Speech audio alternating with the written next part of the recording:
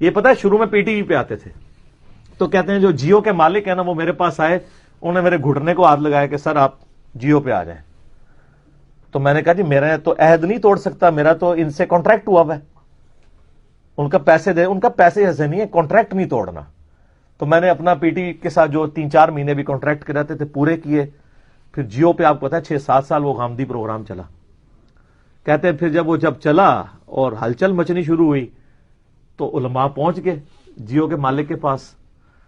کہتے ہیں وہی مالک جس نے گھٹنوں پہ ہاتھ رکھ کے میرا پروگرام شروع کروایا تھا اسی نے آگے گھٹنے پکڑے کہ سر میں مجبور ہوں. بلکہ انہوں نے یہاں تک بات کی کہ مجھے علماء نے یہ بھی کہا کہ یار تیری جو بیوی ہے نا وہ پتہ ہے نا پہلے قادیانی تھی بعد میں مسلمان ہوئی بھی ہے, تو پھر آگے خود سمجھ جاؤ. یہ تھریٹ لگاتے ہیں علماء, ان کو کوئی اپنی آخرت کا خوف نہیں ہوتا. یعنی ان کو پتا ہے قادیانیت والا تو ایشو کسی پہ بھی ڈالا جا سکتا ہے. ہمارے اس وقت پریزنٹ آرمی چیف کے اوپر انہوں نے ڈالا, حالانکہ وہ کسی دور دراز علاقے کا نہیں ہے, گکھڑ کا ہے. آپ گکھڑ چلے جائیں لوگوں سے پوچھ لیں کہ ان کے جو خاندان کا بلٹ اپ ہے وہ دیوبندی اور بریلویت کے ایک درمیان ہی ہے. خود تو کوئی اس کا کوئی ایسا معاملہ نہیں ہے. اباؤ اجداد میں وہ الگ بات ہے.